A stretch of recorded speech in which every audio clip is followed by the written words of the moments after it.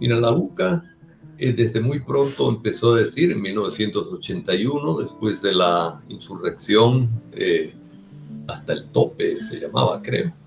Después de esa declaración insurreccional de 1981, la UCA comenzó a decir que solamente se podía llegar a la paz a través de una negociación y de un diálogo, y insistía siempre en que los derechos de los pobres estuvieran en la mesa del diálogo.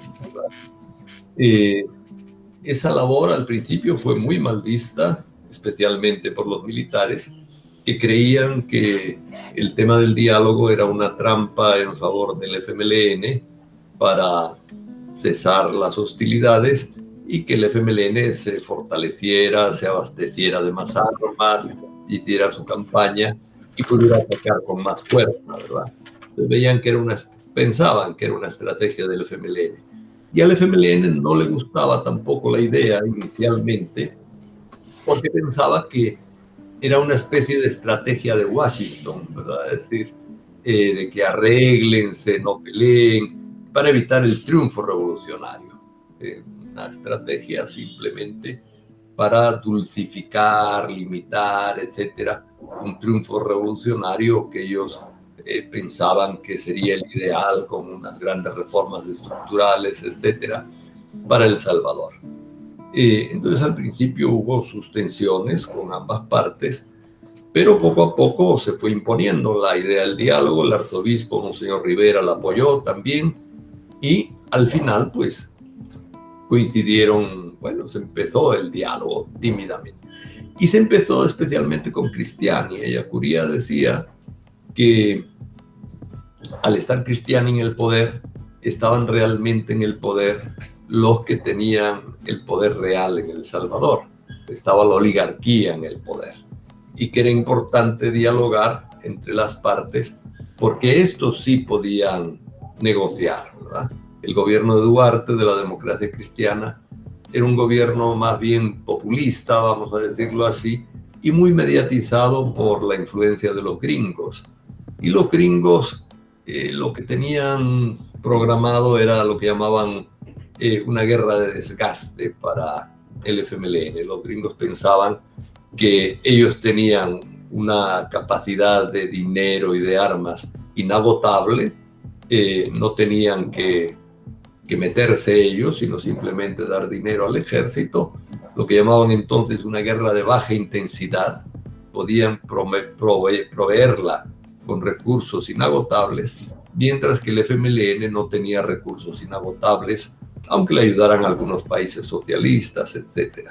Pues en el país había crecido entre la población salvadoreña el deseo de diálogo y el diálogo en favor de la paz, etcétera, ¿verdad?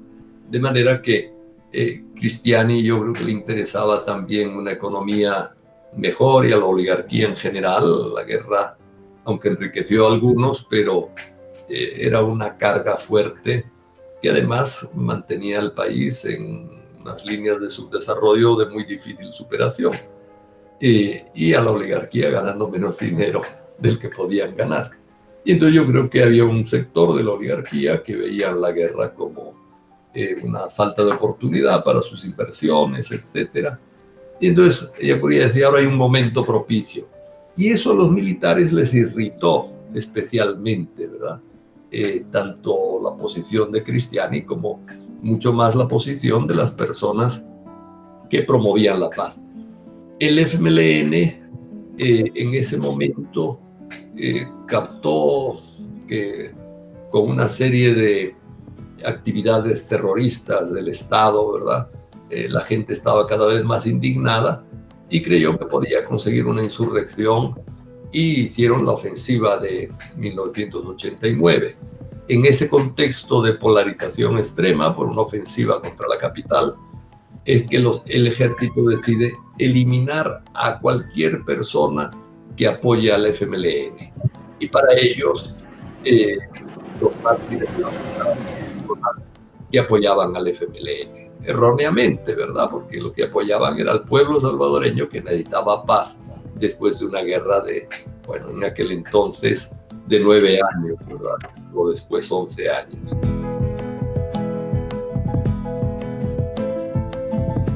era normal que, miren, en el año 84 creo que fue, mataron dentro de la UCA a un teniente coronel norteamericano, ¿verdad? Schlauferberger se llamaba, que tenía una novia aquí que trabajaba en la UCA y venía a buscarla, ¿verdad? Hubo un momento de mucha tensión porque matar a un teniente coronel que era el segundo al mando del grupo militar de observadores que tenía Estados Unidos aquí, significaba como un atentado y que fuera dentro de la UCA. Yo me acuerdo que yo estaba en Honduras, llegué por acá y los jesuitas tenían miedo de que esa noche llegaran a tomar venganza contra algún jesuita por haber sido el asesinato del militar en el campus de la UCA, que no tenía nada que ver con la UCA, sino simplemente que el FMLN se dio cuenta que llegaba a visitar a una muchacha aquí en la UCA y terminaron asesinándolo, ¿verdad? Pero la gente tenía miedo y sin embargo no pasó nada, ¿verdad? Es decir, bueno, entonces yo creo que acontecimientos como ese, yo creo que daban confianza de que no iba a pasar nada, ¿verdad? Solamente uno de los compañeros, Rodolfo Cardenal, que vivía con ellos, les dijo, sobre todo después del lunes que llegaron a hacer un cateo, les dijo, mire, van a volver para deportarnos a todos los extranjeros, incluidos los nacionalizados, ¿no? Los nacionalizados se les puede quitar la nacionalidad y devolverlos a su país de origen. Entonces, ellos le dijeron, bueno, él decía que le costaba dormir porque cualquier ruido pensaba que ya estaban volviendo los militares. Y entonces le dijeron que se fuera a dormir a otra parte. Le digo, ¿no les importa? Y dice, no, todos, no, vete, tranquilo, hombre, duerme bien y tal, y te vienes aquí en el día y duermes en otra parte.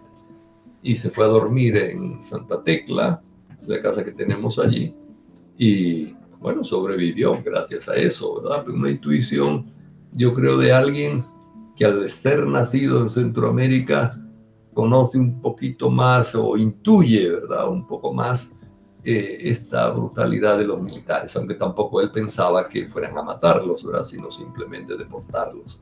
Era un pensamiento bastante extendido de que ya a cierto tipo de personalidades no se atrevían a matar los militares.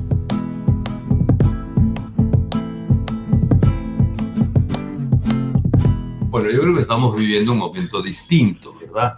De hecho, la sociedad salvadoreña yo creo que ha evolucionado en el respeto a los derechos humanos y en la conciencia de que vivimos en un mundo en que no podemos violar derechos humanos como se violaban antes, como se violan ahora en Nicaragua, por poner un caso, o de otra manera en Honduras.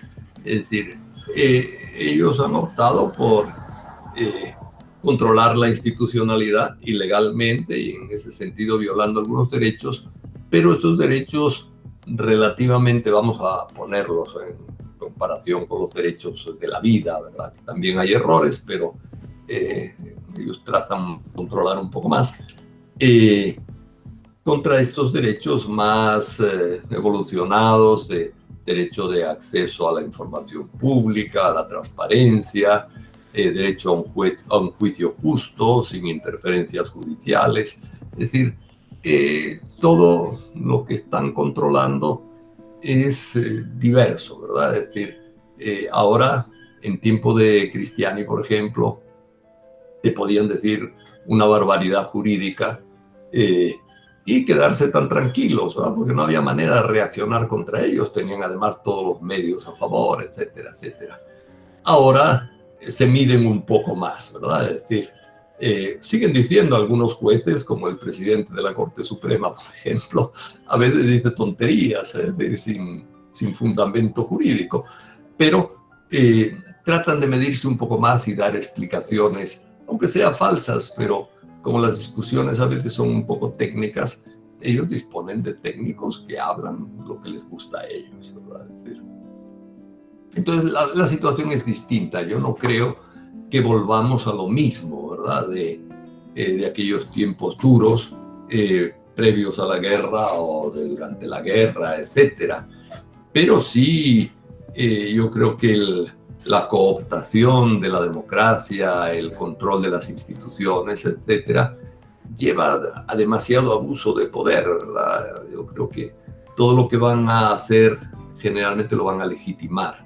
Es decir, aunque no tengan razones, es una lástima porque hay cosas que las podrían hacer bien, hay cosas que están haciendo bien, quiere decir que otras también las podrían hacer bien, ¿verdad? Pero parece que no quieren. Entonces, a ver qué pasa, ¿verdad? Pero no creo que volvamos al pasado, honestamente.